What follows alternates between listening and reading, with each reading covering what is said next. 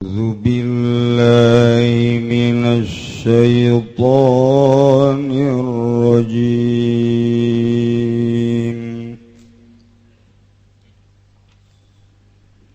بسم الله الرحمن الرحيم.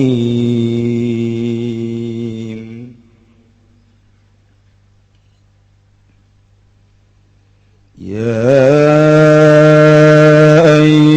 الذين آمنوا لا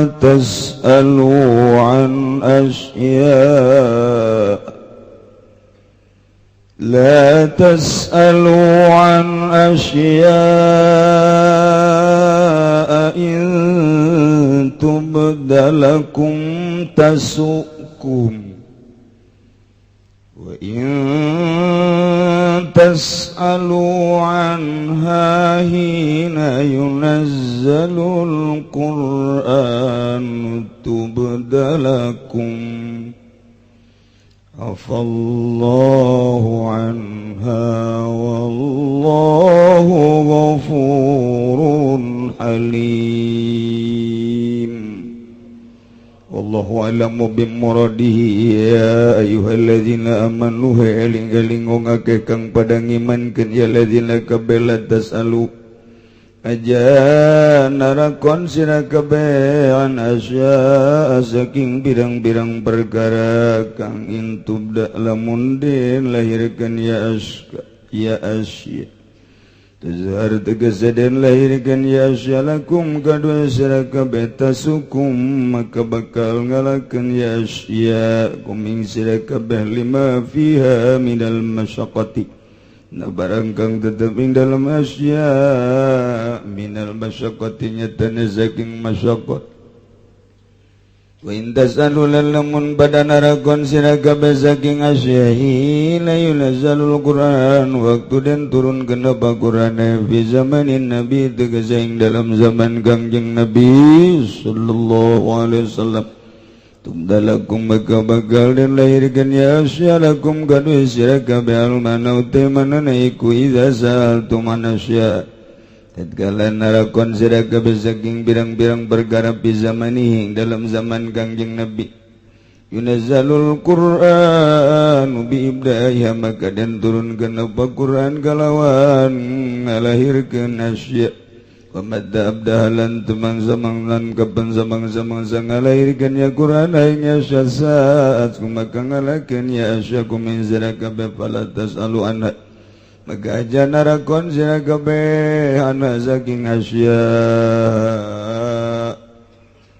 wa da'afallahu anha teman-teman wis ngapura sapa Allah ana saking asya an masalatikum tegas saking masalah sira kabeh fala ta'udu maka aja babalik sira kabeh wallahu tawi Gusti Allah Ghafurun iku kang maha ngampura halimun tun kang maha haris. Qad sa'alaha qaumun min qablikum thumma asbahu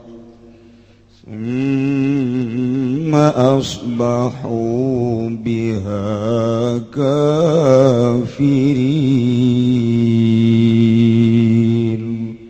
Allahu a'lamu bimuradi. Qad sa'ala teman-teman nakon aing asyail asya tegese pirang perkara sabab kaum min qablikum kaum kang tetep saking sadurunge sira kabeh anbiya ikum tegese pirang anbiya ihim tegese pirang-pirang anbiya tegese pirang-pirang nabine kaum Faujibu magan badanan ya Faujibu magadan subadanan ya kaum bibayani agami agalawan birang-birang galawan merdalagan birang-birang hukumanan asya sumasbau gari-gari subuh-subuh ya kaum saru tegese dadi ya kaum biagalawan ya biagalawan asya kafirin iku kang kafir kabeh bitarkihim galawan ninggal genane ya kaum al-amal biha ingamalkeun biha kalawan asya biha kalawan asya.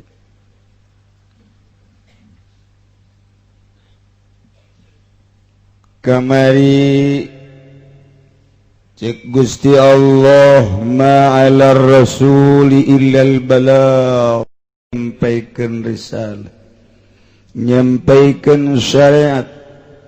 Allahu ya'lamu ma tubduna wa ma taktumun. Gusti Allah maha uninga kana pagawean nuku anjeun dilahirkeun jeung nuku anjeun disumput-sumput ke kanyahoan babalesna. Fayujazikum bih, Allah bakal ngabales.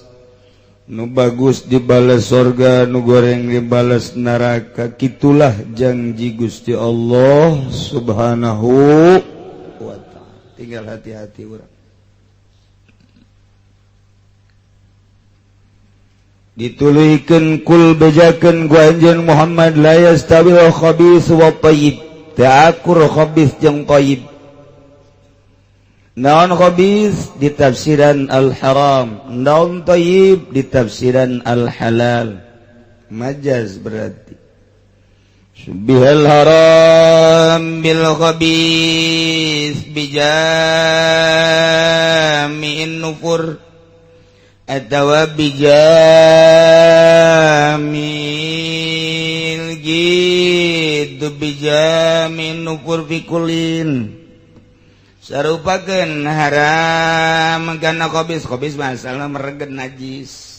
Lain haram disarupakeun kana khabis tina pada ijid, embung, kegeuleuh. Kemudian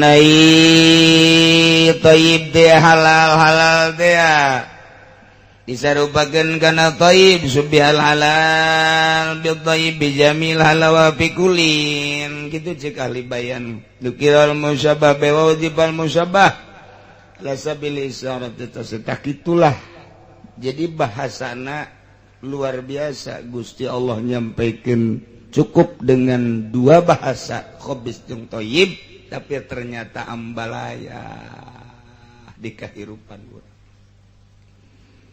Akur khabis jeung thayyib, najis jeung suci teu akur, haram jeung halal teu akur, bagus jeung goreng teu akur. Bagus jurusan sorga, goreng jurusan neraka. Thayyib jurusan sorga, khabis jurusan neraka. Lamun kamari kurang geus dijelaskeun aya khabis jismani, aya khabis ruhani. Khabis jismani mah khabis anu kadeuleu ku mata. Haram kadeuleu ku mata minuman teh bangsa najis. Tapi ieu khabis ruhani teu kadeuleu ku mata ieu, kadeuleuna ngan saukur ku mata batin doang. Geus lamun urang deuleu ku mata batin, panggoreng-gorengna khabis ruhani, bodoh. Lantaran ku bodoh ambalaya jelema. Ku bodoh mah jelema teh bakalna hayang seuri ku bodoh mah. Jelema balik munggah haji bodoh tapi ke Mekahna. Bodoh ke Mekahna. Dedang ka dieu teh mulai ka lembur, ke masjid. Nu nanya, "Mang, ke masjid?" Tenembalan. "Mang, dek ke masjid?" Tenembalan. Di jero hatena goblok si aing mahal-mahal ke Mekah disebut mamang bae haji ke. Aduh, cek nu nanya teh ku bae teh. Tore kapan naon barang tas di Mekah teh. "Mang Haji, dek ke masjid?" Oh, kudu haji nyebut. Ya, kaing mahal ke Mekah geus disebut haji. Bodoh bakos gitu tah. Beres. Menang bae setengah bulan, nyana nonton main bola. "Pak Haji, dek mau ke lapangan." Cicing bae. "Pak Haji, dek ke lapangan." Cicing bae.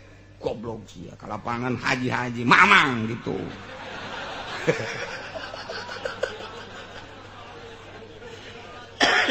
Bareng, "Mang, dek ke lapangan." "Heuh, cek cenah. Lah di bawah hajina atuh." Tuh, jadi kos kitu nu bodoh mah tah. Ai waktu ngariung ka masjid ngaji hayang haji woi manis sumingra bangsa ai kos kitu mah Pak tah lamun keur ngabonceng si mbak ulah sebut haji ulah moal nembalan nya ji mbak di mana eta moal nembalan gajeun moal nembalan leh aing mah lain haji keur kieu mah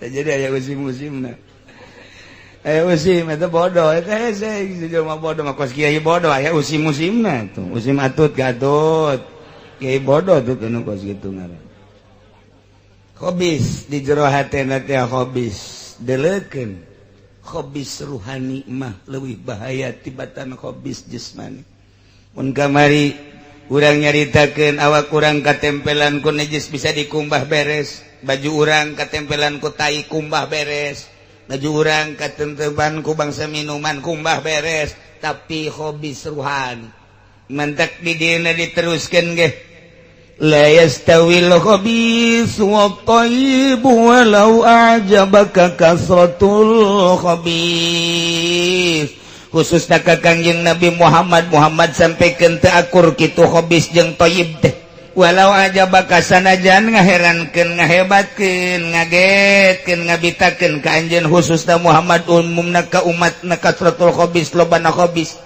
hartina kauntungan khabis nu bakal kadeuleu ku khabis bakal kadeuleu ku ruhani kadeuleu ku jisim loba jasa kauntunganana padahal ceuk ruhani mah eta teh ngabahayakeun kos kredit urang kos deposito kuari atau nenden duit di bank boga urang lamun 1 juta berarti 10% atau keur 1% bae keur 1% 1 juta sabulan 1% berarti sabaraha menangna sabaraha urang nenden duit 1 juta sabulan dibere 1% berarti tina 1% 1 juta teh 1% sabaraha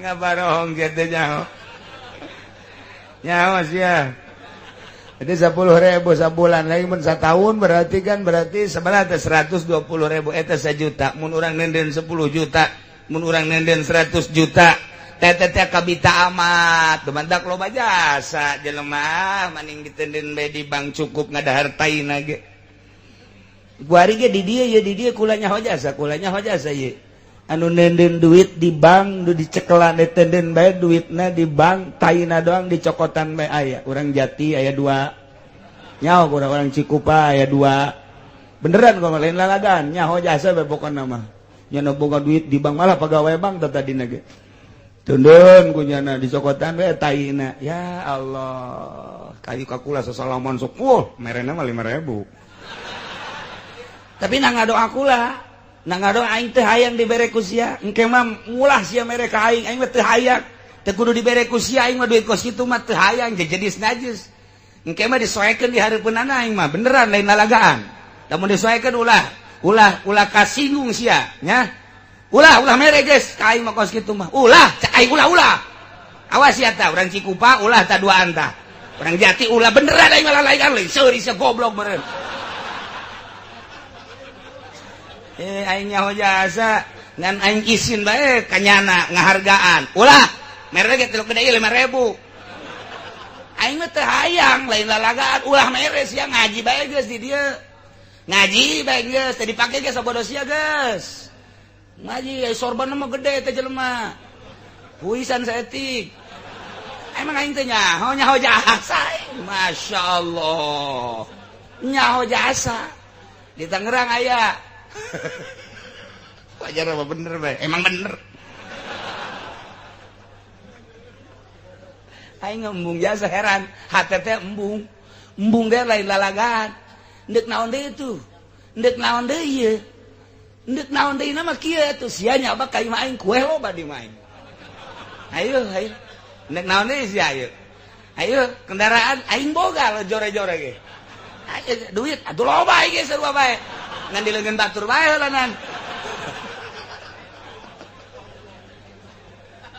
teu kudu aing ulah jelema nu kos kada itu ulah mere ka hiji nu boga hutang ulah mere ka aing nomor gaduh anu nyimpen duit di bank haram tekadkeun ku aing haram los jang sia bae jang anak incu sia los ka ditu sakalian rebek sia sakeluarga ka ditu beneran sia lain seserian goblok ajar lalagan aing bajar teh nyaho jas aya awewe deui ngajual tan umroh jeung keluargana urang maning teuneun bae di bang urang cokotan taina bae cek nyana kembangna cek nyana bungana cukup ieu cek anakna teh mama sok ngaji ka Cirongo keuman teu meunang lah tuh kieu teh nyahoan ieu aing nyaho tak kuari teh nyanana aya kuari aing nyaho tah beusi pajar teh nyaho tak ku sia tah awas tah aing beusi pajar teh nyaho jasa tah aing baru ieu tetep menang gusurana leutik ngan 265 juta. Pancen kiai nyaho pokona nyaho bae aing mah. Musyawarah jare jeung keluarga, geus kuari diteundeun. Lah cenah kiai mah teu nyahoan ieu ulah loba omong. Kuari tah kadenge ku ceulisi aing nyaho tah. Teu aya aing mah ka duit kos. Teu aya sama sekali. Ki aing diberean duit kitu anak aing bahaya kitu bisa salat naon. Bong aing mah pokona mah.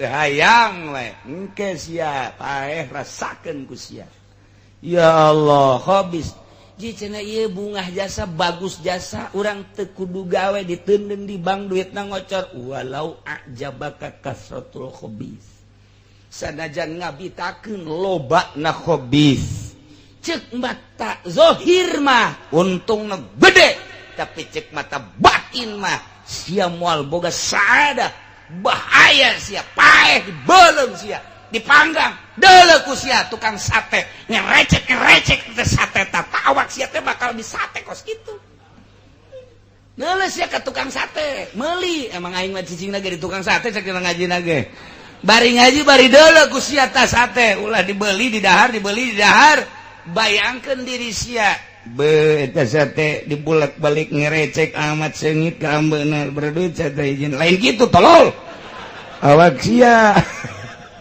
aing di akhirat meureun ngadahal bunga bank bae aju kreditan meureun aing bakal dipanggang ngerecek model kos kitu rasakeun memeh engke beuleum heula curug sia tah kana seuneu beuleum curug lah cenah Ki Uci mah kos kitu jadi dari kiai aing di lembur aing yang ngredit bareng sia jeung kiai ka ditu satiir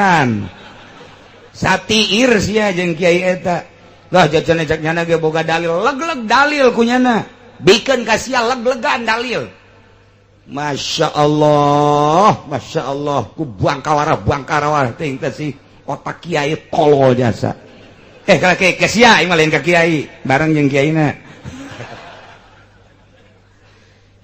ya Allah ieu tah la yastawil khabis wa thayyib walau a'jabaka kasadul khabis ngeunah mah kurang meuli motor DP nangan 500.000 aju sabulanna sabaraha kana ngomong atuh sia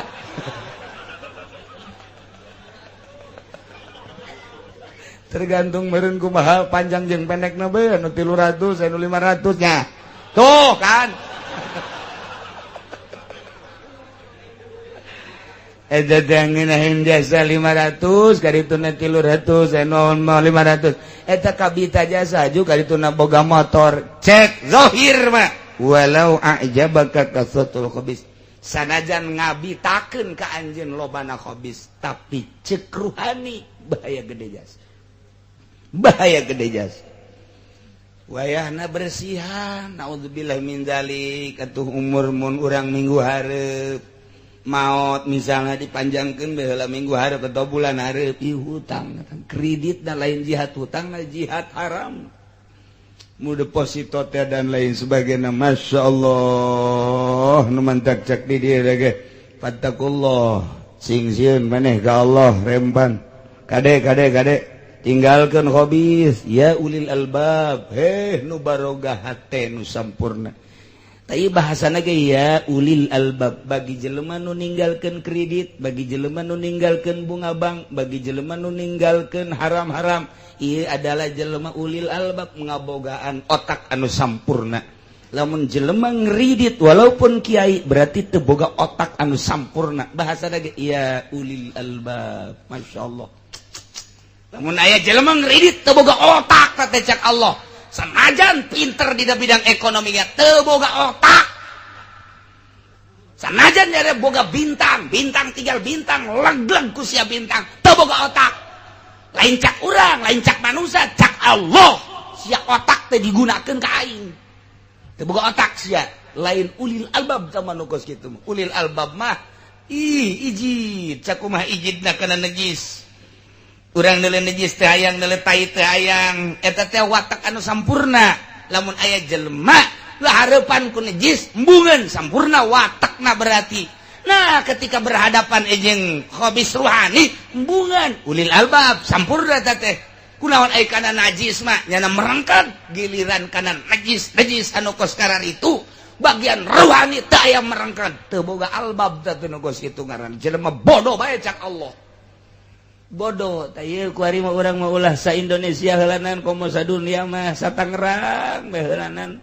Satangerang ya ulah loba teuing sapasar kemis bae asana jelema lobaan nu lain ulil albab dibandingkeun ulil albab bisa kahitung ku jari ku ari jelema nu teu boga TV bisa kahitung ku jari jelema nu teu boga HP atau kajen boga mah nu ngagunakeunana bener bae bisa dihitung ku jari ku ali jelema nu teu ngeridit bapana ngeridit pamajikanna ngeridit anakna ngeridit kabeh mana albabna ulah Satangerang sapasar kemis lah sadesa pasar kemis bae ai cilongok mah teu pasar kemis bae lanan masyaallah manda kadena ge la'allakum tuflihun manawa harapan anjeun bahagia lantaran anjeun jadi ulil albab bisa sieun ka Gusti Allah dengan cara ninggalkeun khabith gitulah lamun thayyib mah ieu secara jismani nu bagus-bagus nu halal-halal secara ruhani taat ka Gusti Allah ma'rifatullah wa rasulih eta adalah thayyib lamun jelema geus mengenal Allah bakal beda rarasaanana bakal beda dedeleuanana bakal beda segala rupana hirup teh nikmat jasa keur lempang asa jeung Allah keur diuk asa jeung Allah asa dibimbing bae ku Gusti Allah lempang sia diuk sia salat sia asa dibimbing ku Allah berangkat ti imah ngaji sia diuk sia dijuru nundutan sia dibimbing ku syaitonir rajim teh mah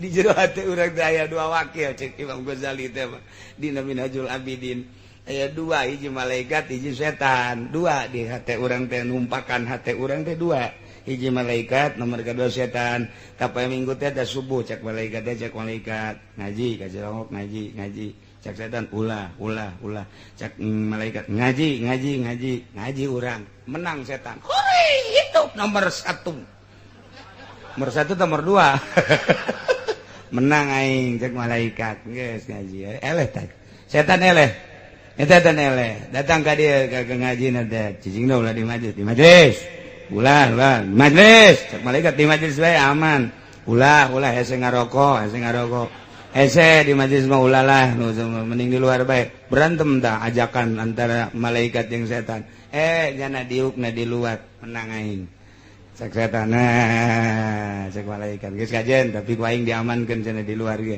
tetep bae cek aya we tukang kopi ka dia cek setan tuh aing nu menang dia ya teu bisa tapak keur ngaji acan atuh keur ngaji mah tapak bae mah tak kunaon dia moal kebel kadanan tapak di luhur gunung mah keur ngaji bae heula tapak moal dahar aing keur ngaji mah moal nginum aing keur ngaji moal ngerokok aing keur ngaji mah moal ngopi aing keur ngaji mah tapak sajero ngaji bae geus teu mampu goblok meureun atuh komo tapak ka luhur gunung nu kumaha jadi walina meureunana malah maneuleun tempatna ge di mana ya nu strategi cek cenah teh waduh strategi aju ngobrolnya limaan saingan jeung kiai nganya nama teu make sapeker bae di ditu asana minggu hareup moal sapeker jana eta ajakan setan dia keur carita ajakan setan cak di luar sial singgung aing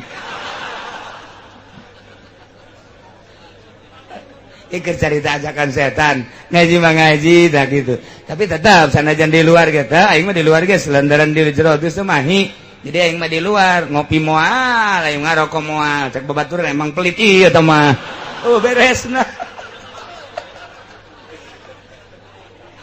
Aduh Gusti Allah lagu taib teh ma'rifatullah taat ka Gusti Allah taib teh indallah secara ruhani lantaran ma'rifat ka Allah mamampan moal kadeleuna tina naon sinar ilahi nu muncar dina wajahna sinar ilahi nu muncar dina pagaweanana sinar ilahi nu muncar dina dedengeanana sinar ilahi nu muncar dina dedeleuanana bisa berbeda nyana jeung nu sejen sanajan diukna bareng lempangna bareng lantaran nyana mah aya ma'rifatullah aya thayyiban beda kuari kieu jelema nu hatena aya thayyib ruhanian jeung jelema anu eueuh thayyib ruhanian lempang bareng make samping akur, make baju akur, make kopiah akur, kadang make sorban akur, lempangna bareng di jalan. Jol bae aya Mbak Lampung. Susuna rada muka setik. Dadana putih mentol susuna. Insyaallah make calana rada ketat setik ngagitek. Ya Allah ya Rabbi Gusti. Cak anu boga thayyib ruhani mah masyaallah Gusti ngadamel hamba bagus komo Gustina kareret saeutik ngan Gusti teu ngeumeunangkeun we abdi haju neuleukeun terus tungkul aya thayyib ruhanian teh lamun anu saurang deui sarua kopiahna mah jeung sorbanna malah mahal anu nya weh mantep amat ya weh urang mana itu Waduh. Nanya deh kadek, woi, orang mana eta? Atuh siapa bae aing mah henteu. Lain gitu coba orang tanya, "Mbak, dari mana, Mbak?" Eta thayyibna eueuhan. Nu aya hobis. Lempangna bareng, kopiahna akur, bajuna akur, sorbanna mahalan nu nyana malah. Lantaran nyana mah sorbanna Kashmiri, padahal mah Kashmir mah keur dibom. Tapi beda aya thayyiban mah di jero hatena atuh paling sakitu doang tafakur Gusti ngadamel hambaku bagus-bagus deui teu akur jeung nu di imah Gusti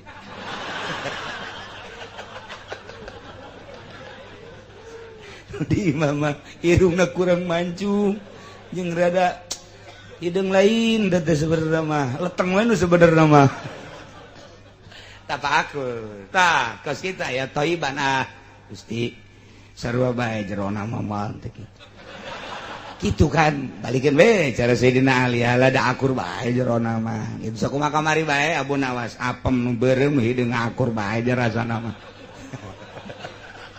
tah nu kamari teu ngaji mah keur haol teu nyahoeun nya bab apem tuh tapi lamun eueuh thayyiban di jerona terus bae teu kicep-kicep idelekeun masyaallah mah masyaallah aja bah ya Allah yang nomor HP-na sebaranya gara-gara eueuh thayyiban eta mah rahasia Allah ketika make sorban bareng make baju akur sarua akur diuk bareng jol we aya tim sukses datang kadinya mawayana baiknya kunaon gitu pilih nomor hiji berapa 20 detik teh itu 20 mah berapa aduh tawar eta Ustaz 50 guys ya masalah guys bere 50 eta teh jeung Supermi 2 eueuh thayyiban tapi cek anu saurang deui padahal mah nu saurang mah masantren teh kebel ngan 2 bulan iskela 50 mah kecuali 100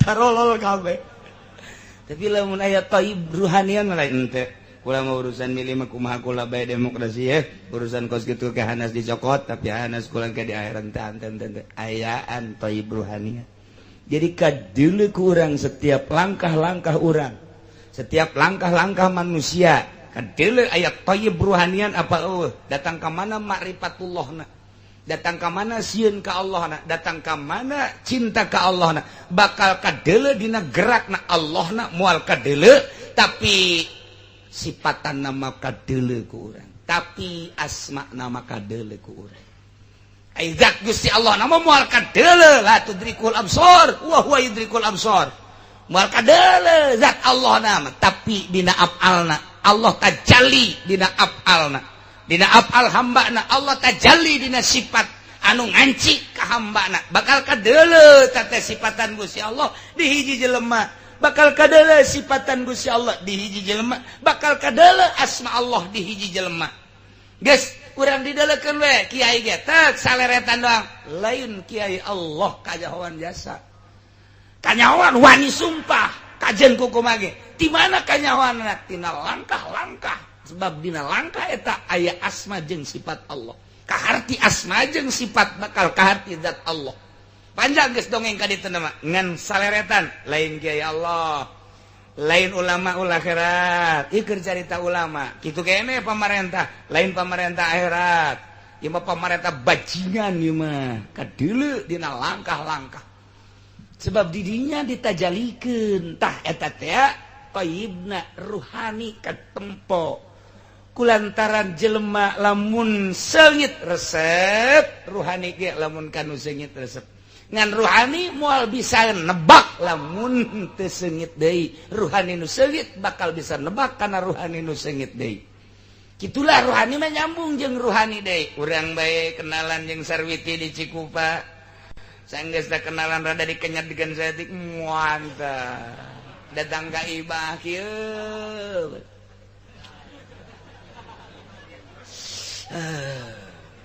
eta teh naon ruhani nyambung orang Sarwiti lagi keur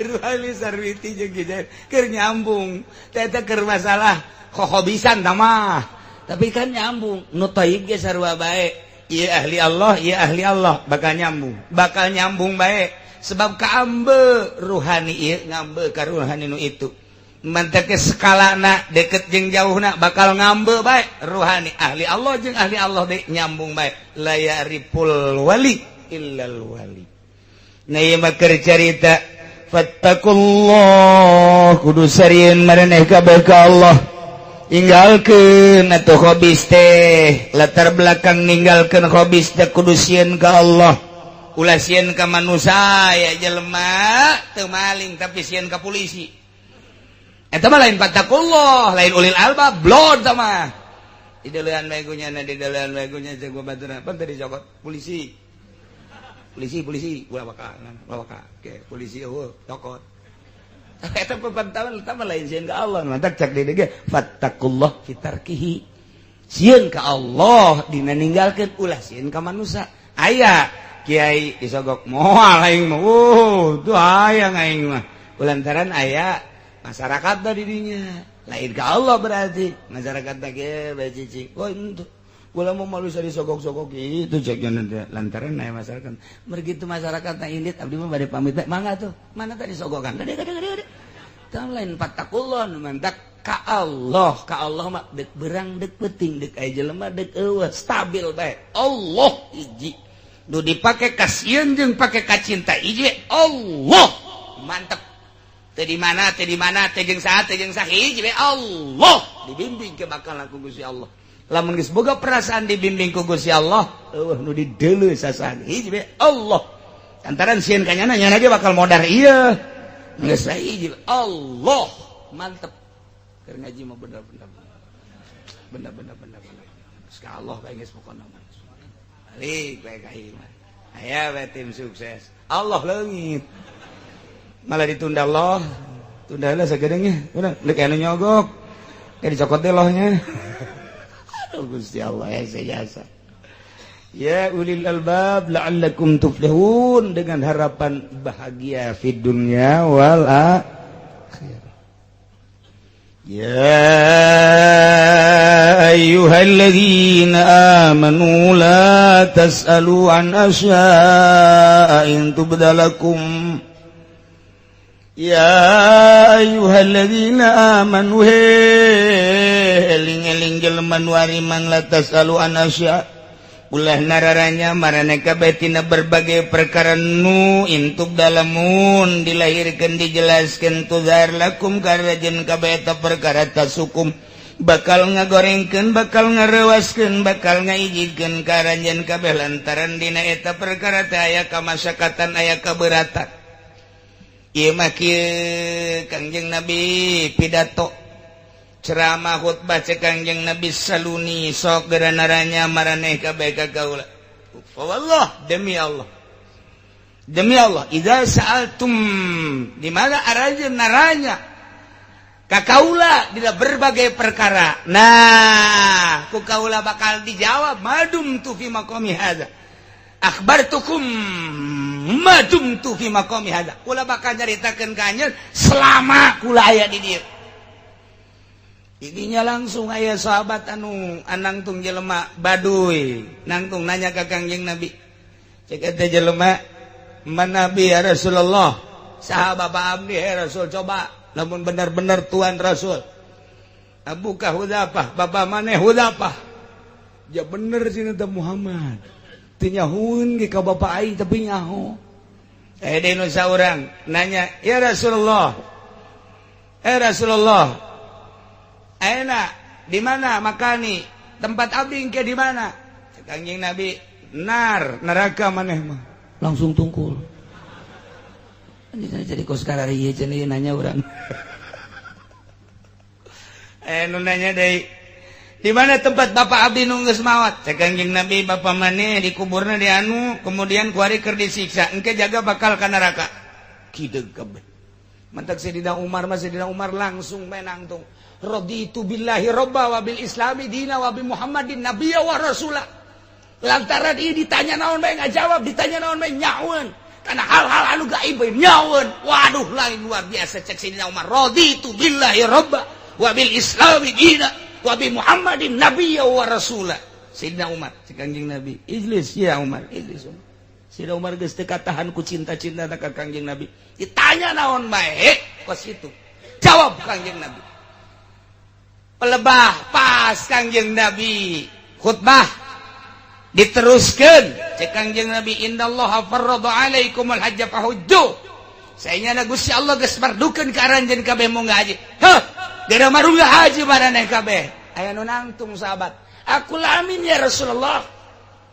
Apakah tiap tahun ya Rasulullah?" Kangjeng Nabi teu jawab.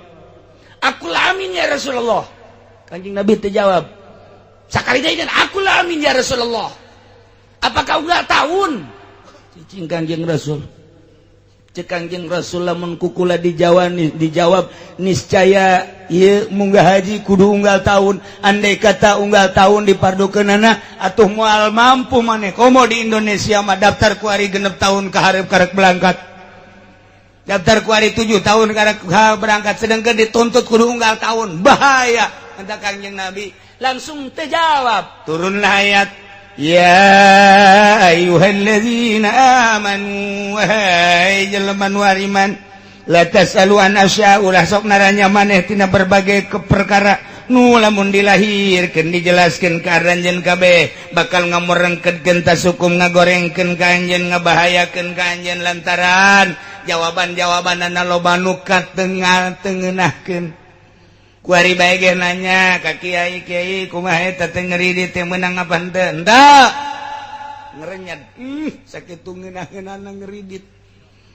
Sakitu nikmatna. Denu nanya kiai kumaha urang lamun nenden duit di bank didepositokeun kurang dicokotan bae bungana haram apa halal? Haram, neraka teh. Balik bae ka imah. Kiai kejem amat. Padahal mah kumaha kurang hebatna kumaha kurang ngeunahna sistem kos kitu teh. Urang teh pandenden duit ajuk urang anakan pan eta teh dipake usaha ku batur teh. Naon bedana jeung mudharabah naon bedana cek jana teh jeung musyarakah kok make jeung haram sagala rupa mun dibejakeun tasuku bakalna ngelemet bae di tukang ngomongkeun kiai teu eureun kiai we dituturkeun tah mah ngaharamkeun kredit ngaharamkeun bunga bank segala ngaharamkeun kapiting segala ngaharamkeun alah ulah. Pan tadi nanya geus dijawab kos kitu kuari teh apa ieu teh keur naranya pas alu ahla zikri in kuntum la ta'lamun nanya ngan nanyana berjamaah diuk ngaji berarti keur nanya ka kiai ngajelaskeun hukumna cak kiai teh haram teh kredit balik we ka imah kiai si kos kitu jasanya era naing mah kuari teh pan di dunia kuari keur usum ngeurit ku diharam-haramkeun ku kiai lah teh kiai ortodok mah kos kitu. Dia sudah ngaji dari kade itu, isanu nitahan atuh. sanu ditahan sia-sia nu datang ka dieu aing ditahan tan teu jantai aing mah ulas ya mah aing masih kene beuki kana kos kitu balos jeung Kiai Golkar bae ngajina ka ditu jeung Kiai Golkar jeung bupati jeung camat ngajina kos kitu sarombongan neraka teh mah moal kebel ieu moal teh mah paling gurubuk ya 50 tahun lah 50 tahun akhirat cek camat teh waduh sombong amat sekali-sekali lah kadang lo baca mat ngaji kan pasar kemis sok ngaji sekali-kali jadi lian bayang anak kata kol mal ngaji aing lo kayak pindah sia teu ngaji ge aing teu berat ku sia hiji teu berat ku sasaha daek sia nuturkeun aing Quran ulah ka aing ka Quran teu kudu sasalaman jeung aing diuk mawa sate balik teu kudu jeung kiai mah dikeunan ka tukang sate duitna ku sia geus mun hayang bener nu mantak loba ku ari camat nu ngareje nyumput embung ka nyahoan ai bener mah hayang ieu nya ge jero hatena mah nuranina mah bener hayang ngan embung ka nyahoan aing pan aing mah camat cek cenah teh embung loba nu ku ari make kumis palsu aya emang aing teh nyaho aing wajar teh nyaho asana balik dibuka kumis palsuna ku nya jahat teletik nama aing kudu ngaji ka mana jagnya na malah asalnya hobay cenah heula kajen datang gadinya ge asalnya hobay heulanan asalnya hobay saanu nyao eta taufik teh ku Gusti Allah dipengkolkeun geus nyaho mah pake tah urusan ka ditu mah urusan Gusti Allah nu penting mah ngaji nanyakeun ngaranna tah sageus dibejakeun aya nu narima aya nu henteu nu hese ge sadar hukum teh hese jasa sadar hukum hese jasa MKT teh sadar hukum eta keur carita demokrasi digulak nu eleh jadi menang nu bener jadi salah nu salah jadi bener iyalah demokrasi atuh cacak Quran ge kos kitu cacak Quran ge kos kitu nu mentak engke di akhir zaman bakal terjadi cek Kangjeng Nabi iza nazalat nazilatun di mana terjadi hiji masalah di hiji negara baik eta masalah gempa tsunami balai atau nu terjadi di sekitar negara eta mungkin gejolak politik mungkin gejolak perekonomian mungkin gejolak perbudayaan idza nazalat nazilatun jama'al amir al ulama bakalna raja bakalna gubernur bakalna bupati ngumpulkeun para ulama musyawarah pemerintah amir umaro jeung para ulama sanggeus dimusyawarahkeun idza tafaku bihi di mana mupakat ulama jeung eta amir an fadahu diluluskeun bagus model kos kitu wa idza talabu bihi di mana ta'akur jeung kahayang amir di mana ta'akur nafadahu iceun ulah dipake tamah paham kos kitu mah terjadi bakal di akhir zaman kos kitu jakuari cek ulama ulah dibejakeun ka sasayeun mah heurang pada urang na bae heulana asalnya hobae heulana balikan deui idza nazalat nazilatun di mana terjadi sesuatu di hiji negara jama'al amir al ulama amir bakal ngumpulkeun ulama heuy dek pilpres datangan ulama panggil ulama heuy dek pilgub datangan ulama panggil ulama dek pilkada datangan ulama panggil ulama dek naon deui hiji deui pildes letik pildes mah panggil bila perlu dijieun wadah 3 tahun sebelum dilaksanakan geus dijieun wadah para ulama diorganisasikeun panggil deui fa idza tafaku bihi di mana akur kahayang ulama jeung eta amir an qadahu dihayukeun an fadahu dihayukeun dibaguskeun didukung disumbang dan lain sebagainya dimuyah mayeh duit teh tapi wa idza talafu bihi di mana ulama teh akur jeung amir teh na ieu mah dipiceun napadahu dipiceun ku eta ulah dipake yai kos kitu bakal terjadilah di akhir ieu teh nanya ngaranna amir teh nanya ka ulama ketika ulama ngajawab akur jeung kahayangna lulus ketika teu akur jawabanana jeung kahayangnya iceun iyalah nu mantak la tasalu an asya. Wahai kaum mukminin ulah naranya maraneh kabeh kana berbagai perkara nu lamun teh mah dibejakeun eta perkara bakal muringis, bakal embung, bakal ngagorengkeun lantaran teu akur jeung kahayangna. Cak Kangjeng Nabi neraka ngurangkeun, cak Kangjeng Nabi bahaya ngurangkeun, cak Kangjeng Nabi anu ngurangkeun. Nah ieu engke terjadi di akhir zaman. Raja nanya ka ulama, ulama ngajawab akur bagus, takur teu bagus. Jadi berarti nanya teh lain hayang jawaban sesuai jeung Al-Qur'an, tapi hayang neruskeun ka hayang pamarentah ke di akhir zaman engke kos kitu kuari bencan. Engke di akhir zaman kos kitu kuari mah. Di akhir zaman teh kos kitu kuari mah. Sia tah nu ngajawab lain aing. Besi pajar aing. Kos karari itu. Datang ulama dijieun wadah kebutuhanana terus ditolelir. Ya Allah ya Rabbi. Kuhina ulama, jualan keulamaan hanya untuk sebuah seseorang, hanya untuk sebuah keagungan, hanya untuk sebuah mobil, hanya untuk sebuah sekupi. Ya Allah ya Rabbi, tailah pelecehan agama. Kiai nu kos kitu pelecehan agama ngaran. Pembunuhan terhadap agama teh kos kitu. Pembunuhan terhadap agama teh emang kumaha dibunuh mah Al-Qur'an moal bisaeun. Dibuatlah pendidikan formal sekolah. Kesian di dinya teh aya agamaan didukung ku bangsa Indonesia. SD teh aya agamaan baheula mah asa Jumaah bae aya agamaan Senin. Woi, hormat cangsa merah putih baheula mah jakos kitu. Jumat, Kamis aya teh aya agamaan. Sanggeus Kemis henteu Jumat doang. Sanggeus Jumat ge geus henteu doang. Teu bahasa Arab baheula mah aya di SD kuari geus teh aya.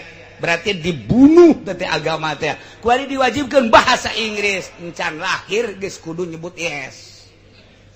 Encan lahir. Kuari budak laletik geus I love you miss. I have to say. Orok geus bisa I love you. Urang mah baheula geus gede ge geus kumisan nyebut I love you teh hese banget. Kecuali kakak bogo I love you tuh masalah sama tuh. Tak iya dibunuh melalui sekolahan berarti dibunuh Islam teh. Kuari mah atuh lantaran di sekolah formal geus urang yeun pondok pesantren. Yo, yeun pondok pesantren modern. 50-50 50% agama 50% gitu umum. Ya Inggris aya Arab aya teliti aya beberapa pondok pesantren bahkan bukan beberapa mayoritas geus eueuh agamaan. Geus eueuh agamaan kuari sabaraha pondok pesantren nu geus teu ngagunakeun kitab sama sekali. Berarti dibunuh melalui pondok pesantren modern geus teu percaya agama lempang, tinggal pondok pesantren salafiyah. Iya kuari kiaina dibunuh ku Supermi. Anggeus-anggeusan. Tailah pembunuhan tinggal Amerika bae neulekeun di luhur kapal. Bagaus. Good. Aduh, bagus. Tinggal sababaraha deui. Pembunuhan terhadap agama teh kos kitu. Coba kuari, Yen gereja, dicoba reaksi masyarakat lantaran gubernur nangis tanda tangan. Gereja teh geus didukung lantaran partainya dibeli geus aya perjanjian tadi. Coba reaksi masyarakat kumaha? Geus dek berlindung ka mana masyarakat? Berlindung ka gubernur, pugu gubernur lagi geus tanda tangan. Berlindung ka MK, pan ieu MK na ge geus dibeli tah, geus dibeli. Dek berlindung ka mana kuari? Dek berlindung ka mana kuari ketika aya semacam eta? Paling ge urang teh akan menggunakan lain kekerasan, tapi semacam demo. Dek ka mana coba hayu? Demo teh kan capek ka DPR kan geus dibeli, kamari geus jual beli. Otak pasang tah otak pasang tah otak. Kudara ria pasang. Hayu dek berlindung ka mana? Sok beuna. Mulai datang tokoh masyarakat ka kiai, aduh kumaha ya pembangunan gereja. Pancak tadi ge ulah dipilih. Atuh kuari pananya deui. Ai di bejaan memehna pan sia teu ngarti cukup ku 20.000. pan kiai nage kan ngadukung ketika aya kos kitu hayu urang musyawarah di hareupan embung kudu kiai bae nu dihareup ketika kiai berangkat tah dek berlindung ka mana camat geus dibeli bupati geus dibeli gubernur emang nyana anu ngahayukeun urang lumpat atuh ayeuna maka kejaksaan jaksa mana nu bisa dipercaya maka pengacara mana nu bisa dipercaya urang KM ka mana aja MKG jual beli MD jual beli kamari teh lillahi taala Allahu akbar jual beli ka presiden atuh pan presiden macak jadi teh pan aing mah atuh presiden kos kitu mah kumaha rakyat bae balik deui pan ka rakyat lamun rakyat teu satuju aing tanda tangan cek presiden mun rakyat satuju aing tanda tangan kesetujuan sok olah dihandap berangkat deui ka camatna diganti nu keur ieu dedek diusir diganti ku ari bangun boga kekuatan pan camat sakabupaten saprovinsi geus dibeli dek camat mana nu boga albab dek bupati mana nu boga albab kaditu ieu bakal dipergunakeun selama 5 tahun masa jabatan atut ya bakal kos gitu ulah gandeng-gandeng mah pada urangna bae engke bejaan deui di ditu kitu deuk kumaha tah sia teh otak teh teu dipasang tah kos kitu naudzubillah min zalik anya supermi coba ayo sia sekupi naon deui yelah latas alu geus dijelaskeun ku Gusti Allah ulah sok naranya maraneh kabeh tina berbagai perkara nu lamun perkara eta dijelaskeun bakal merengket lantaran penuh kemaslahatan tapi nu jelas bakalna nararanya bae ke di akhir sanggeusna nararanya tapi teu dipake wa intas aluanha lamun maneh naranya ti berbagai perkara hina yunazzalul Quran waktuna diturunkeun Al-Quran di masa Kangjeng Nabi masa Kangjeng Nabi mah nanya naon bae ge pan Kangjeng Nabi na langsung diturunan wahyu tubdalakum ngeunaheun tamah di masa Kangjeng Nabi mah na ieu keur carita bahwa di zaman Kangjeng Nabi mah silahkeun bertanya lantaran engke jawabanna langsung wahyu ti Gusti Allah tapi setelah Kangjeng Nabi geus ulah loba tatanya kecuali perkara nu waqi mun geus terjadi nanya nu encan terjadi mah ulah waka ditanya-tanyakeun heulanan aji bae heulanan mun di pondok ngaji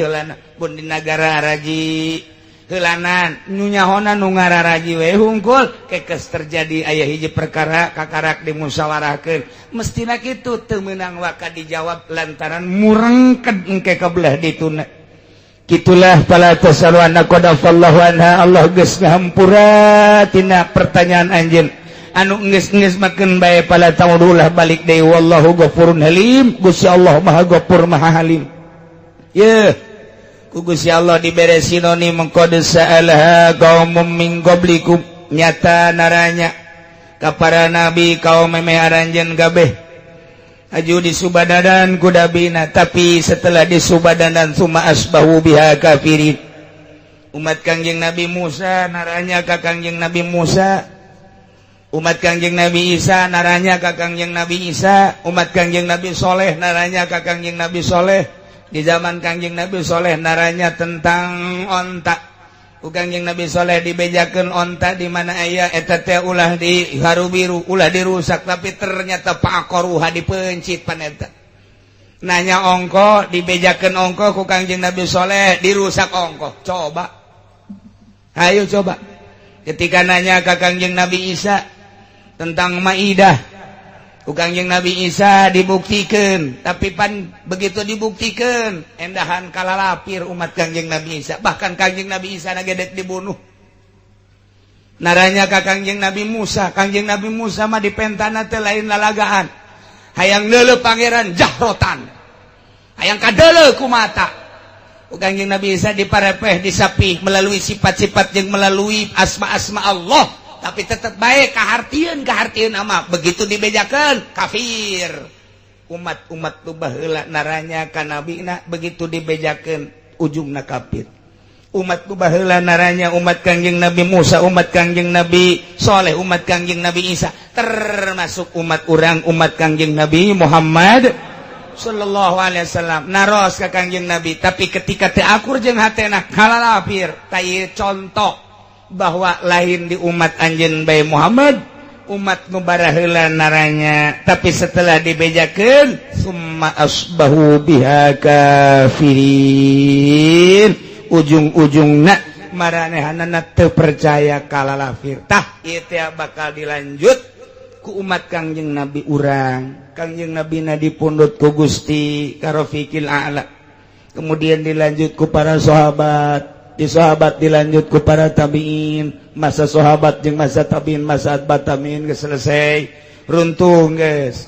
Setelah keruntuhan kitu Turki belum bangkit deui kuari, encan bangkit deui. Islam teh encan bangkit deui. Kejamna luar biasa kafir Yahudi. Baheula mah baheula anu diserang teh hanya politikna, hanya budayana, hanya perekonomianna, kuari mah jeung jasad-jasadna. Jeung jelema-jelemana lantaran ndek bangkit kamari ieu di bawah naungan Osama bin Laden, di jerona aya Saddam Hussein, di jerona aya Muammar Gaddafi, di jerona aya Gus Dur. Nah eta teh ndek ngabangkitkeun semangat Islam mun hayang nyaho mah terciumlah oleh Yahudi. Baheula nu dibunuh teh hanya politikna kuari jeung jelema-jelemana. Irak tanpa pamrih dengan alasan biologis. Senjata biologis mana ya? Ternyata di Irak tetep aja dibombardir.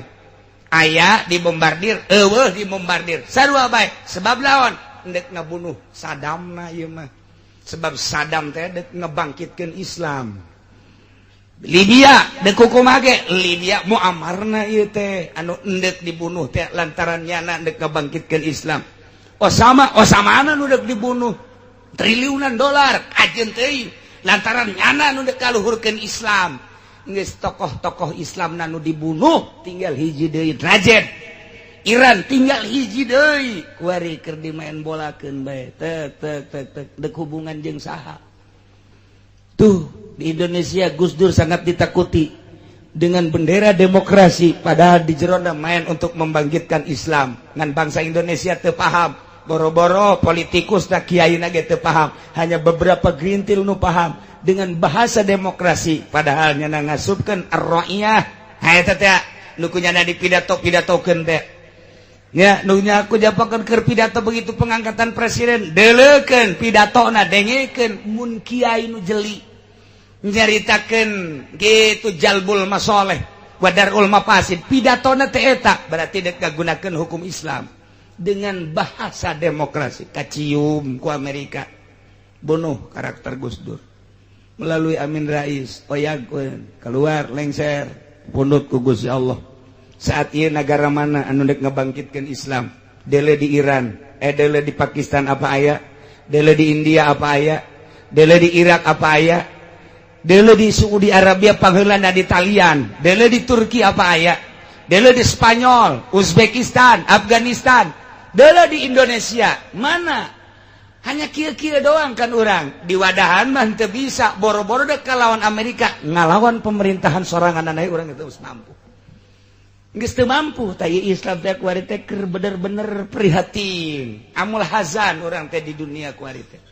Suara Islam teh geus eueuh nu kaceuli, kabari ke zaman Osama mah masih keneh mendengung Islam. Ke zaman Saddam Hussein mendengung luar biasa. Libya mendengung luar biasa. Kuari dengungan-dengungan Islam mana? Quran teh ngan sakadar dibaca. Quran teh ngan sakadar dimusabakohkeun, dibere piala, selesai. Tapi diamalkeun mah teu bisa. Kobo di Indonesia mah. Wow, geus dikaluhan jasa ku Amerika, bertekuk lutut urang mah di Amerika teh. Tah ieu keur carita iraha bangkit dati. Wallahu a'lam. Urang bisa kieu-kieu bae teh nyaritakeun Islam teh bisa kieu-kieu bae. Lantaran naon? Kiaina kemeh. Anu sulit untuk mendirikan Islam. Lantaran lamun dihitung kurang cak kiai atuh bae ya sepungku butuh cak kieu. Dapur teh ngempul-ngempul. Mayan cenah aya Golkar mah datang sok aju mere guriwel. Teu kuat apa. Baheula mah jadi kiai teh tapah heula. Ulah di zaman kewalian, di zaman kamari Syekh Nawawi Tanara tapa 3 tahun di gua. Syekh Nawawi Mandaya tapa 3 kali 40 poe. Kemudian nu aya di urang Syekh Asnawi Caringin tapa heula manehanana. di gua aya guhana sarua bae kuari ge lamun kula diajak ka ditu ke aya ngaran guhana yuk urang ka ditu deukeut tadi di tadi gua di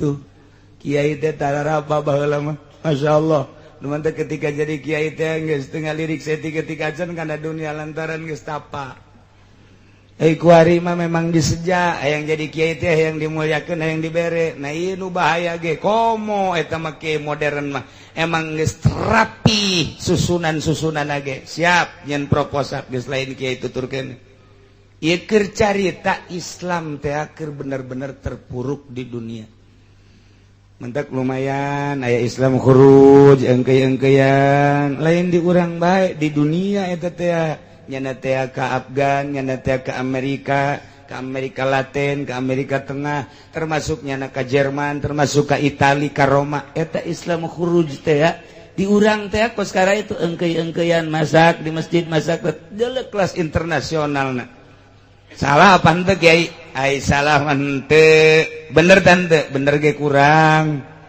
kunaon gitu dakwahna nu salah encan pas dakwah nyana dakwah aju ninggalkeun keluarga eta nu salah adapun perjuanganna bisa angkat jempol aya masjid di Perancis aya masjid di Jerman aya masjid di Amerika ieu wasilah daripada Islam khuruj kunjungan ka ditu. Kemudian perjuangan berbagai organisasi diantaranya HTI.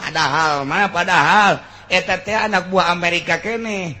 Tapi wallahu alam di satu sisi nya ada dikendalikan di satu sisi aya perjuangan anak ulah waka di sarua abad.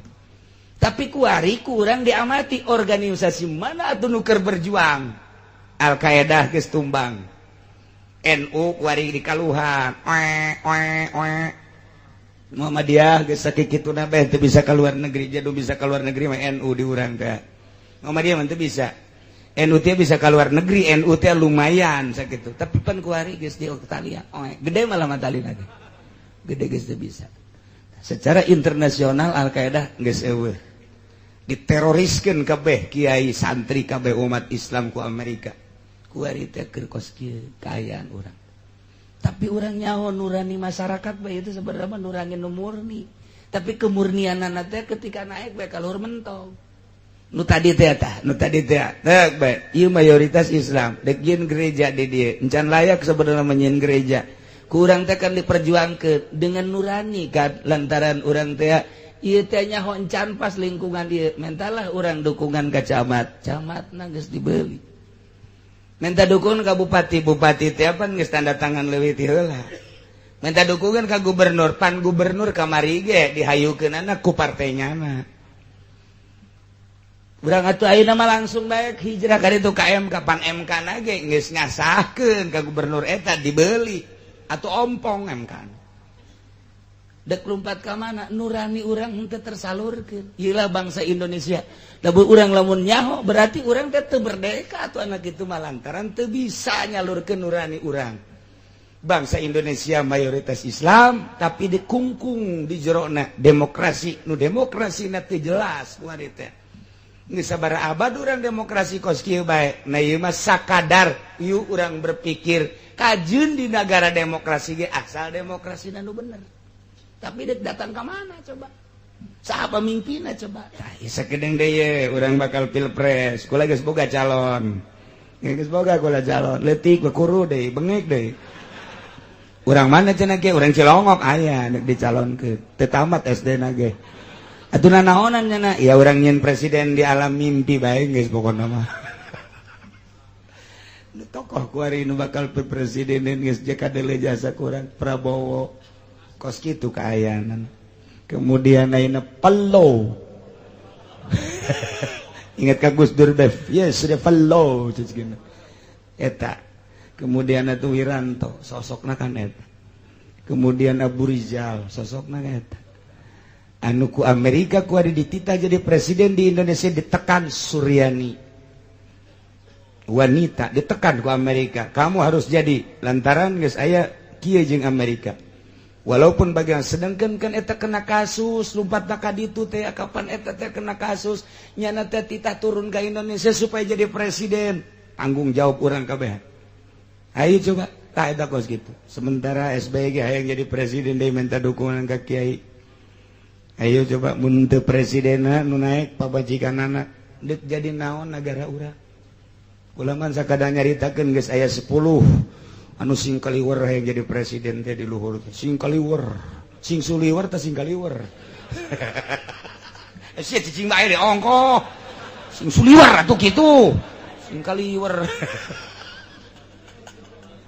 10 geus aya 10 sing kuliweur nu hayang jadi presiden. Masya Allah sosokna nu kos kararitu. Sedih kula mah. Sedih kula mah kahareupna bakal kumaha ieu bangsa. Urang teh bagian daripada rakyat Indonesia boga hak. Jangan bangkitkeun semangat bangsa, jeung ngadirikeun agama terutama di atas negara. Lantaran agama teu bisa kaluar ti negara.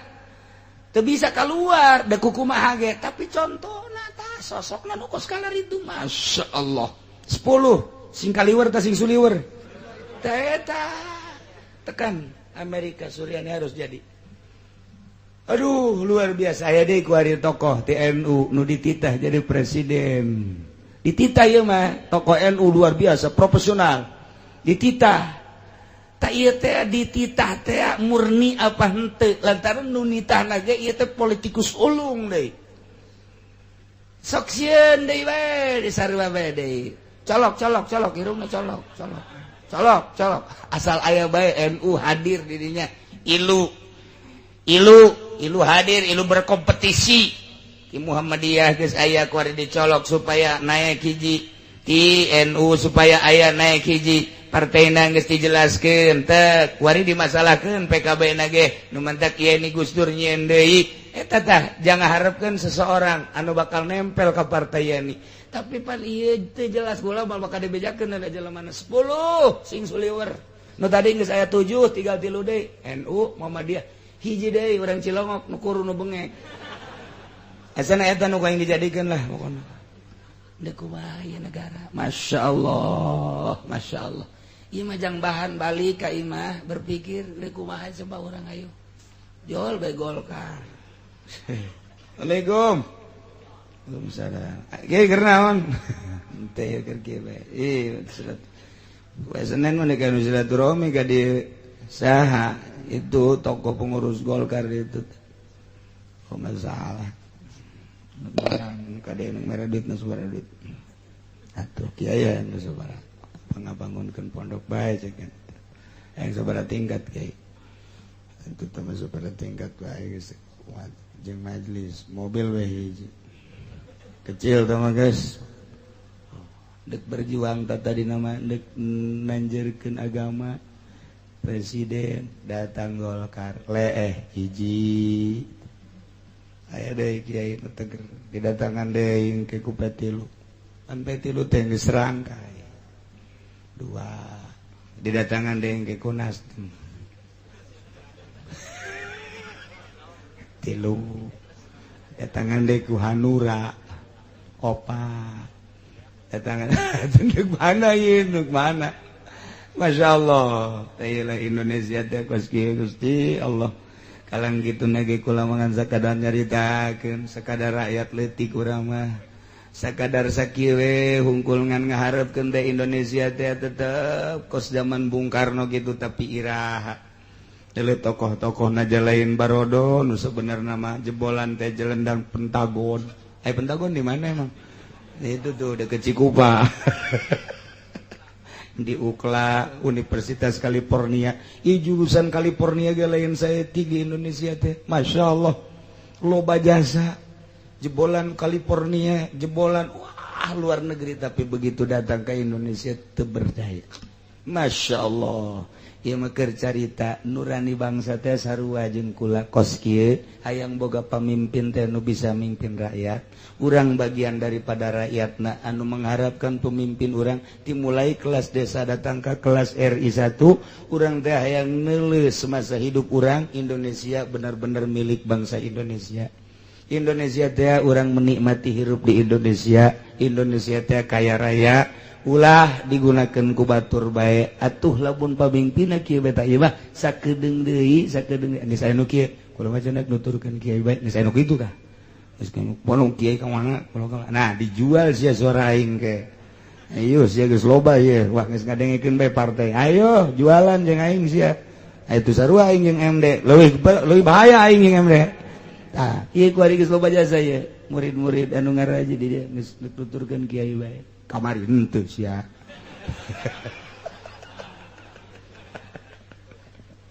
masyaallah teh keur cerita bahwa bakal loba tatanya tapi teu dipake mantak ulah loba tatanya mun encan terjadi sageusna nanya pakelah nu bagus mah cirina bakal tereh kiamat terlalu loba nanya tapi teu dipake salah satu tanda deket jasa ka terjadi kiamat naranya teu eureun-eureun tapi nu make eueuh wallahu a'lam.